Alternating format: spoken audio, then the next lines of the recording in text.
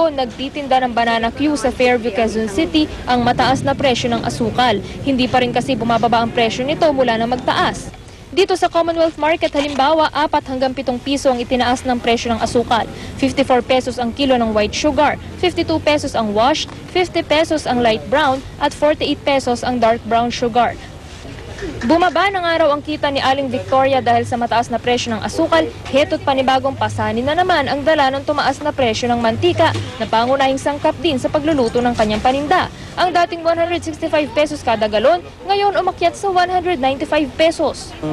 Yung dating 8 banana Q, 2 piraso, ginawa kong 10. Kasi mahal din ang mantika.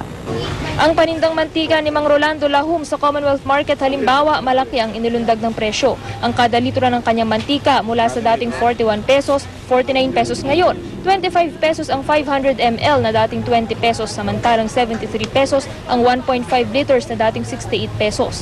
Ang 15 pesos na lapad dati ngayon 20 pesos na. Ang isang lata ng mantika na may lamang 17 liters, 920 pesos ngayon, kumpara sa dating 780 pesos. Tumaas daw po kasi yung kopra, kaya tinataasan din po nila mantika. Nagtaas din ang presyo ng kamatis. 100 piso ang kilo ngayon kumpara sa dating 60 pesos. 200 piso ang kilo ng red bell pepper na dating 160 pesos lang. Nananatili namang parehas ang presyo ng iba pang mga gulay gaya ng bawang, sibuyas, kalamansi, luya, carrots, patatas, pepino, sayote, ampalaya, talong, cauliflower, labanos at Baguio beans. 120 to 125 pesos ang kilo ng buong manok. 125 to 135 pesos naman ang choice cuts nito. Stable din ang presyo ng karne ng baboy at baka. 160 to 165 pesos ang kilo ng laman ng baboy. Samantalang 170 to 175 pesos ang kilo ng liempo. 240 pesos ang kilo ng laman ng baka at 200 naman ang buto-buto. Tumaas naman ang presyo ng ilang isdang dagat gaya ng galunggong at salay-salay dahil daw sa hirap makapangisda ngayong masama ang panahon. Hindi naman gumalaw ang presyo ng bangus at tilapia.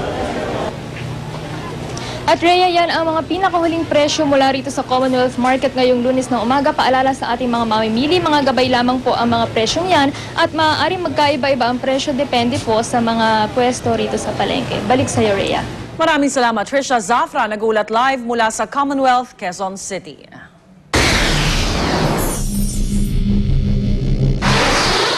Mga landslide dulot ng matinding pag-ulan tumama sa northern China. Hindi bababa sa 100 at 27 ang patay.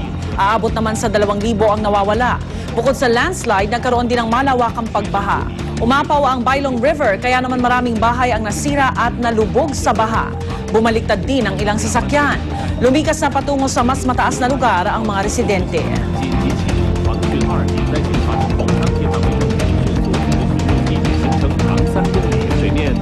Malakas na buhawi na nalasa sa western Minnesota sa Amerika. Nakunan po ng footage ng isang storm chaser ang buhawi na namataan malapit sa border ng North Dakota. Sa video, makikita ang pagtama ng buhawi sa isang farmhouse at ang pagkalat ng debris.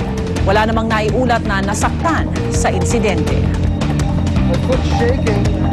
US First Lady Michelle Obama at anak na si Sasha binisita ang royal family ng Espanya. Nagtanghalian ang mag-inang Obama kasama sina King Juan Carlos, Queen Sofia at Princess Letizia sa Marivent Palace. Ipinatikim ng royal family ang mga ipinagmamalaking putahe ng Espanya. At bago umuwi, nagbabaon si King Juan Carlos ng mga seeds o binhi na pwedeng itanim sa White House garden. Habang mga native handicrafts naman ng Mallorca ang regalo ni Queen Sofia.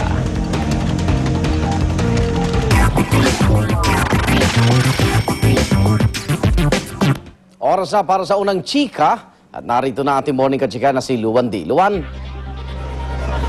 Thanks, Igan. Jennifer Aniston magbibida sa isang romantic comedy film about modern motherhood, ang The Switch. Gagampanan dito ni Jennifer ang isang single mom sa isang anak na nabuo dahil sa artificial insemination. Kaya naman pag-amin ng actress, may nag-resonate or mas nag-resonate daw sa kanya ang pagiging ina sa tunay na buhay dahil sa nasabing pelikula. Sa August 20 na unang ipapalabas sa Amerika ang The Switch. It's resonated with me in my 20s and my 30s and still. It's something that always will resonate with me, and you know, that's part of my my instinct. Take That singer na si Robbie Williams nag-asawa na. Ikinasal na si Robbie nitong Sabado sa aktres na si Ada Field. Pagkukumpirma ng spokesman ng British singer, ginanap ang kasalan sa bahay ni Robbie sa Beverly Hills, Los Angeles. Aabot daw sa 75 ang dumalong bisita. May 2006 nang magsimulang mag-date ang dalawa. When we return, ang feature film debut ng singer na si Christina Aguilera. Stay with us. At ang hirit naming mamaya, bus na bumabiyahe sa North Luzon Expressway, nagliyap. At ang mga kakaibang ibon na kinagigiliwan ng mga turista sa Hainan Island sa China. Darito na si Lynn. Siyempre, pagdating sa pagkain, ako dapat talaga. Sa mga madalas gutumin, etong patok na pampabusog.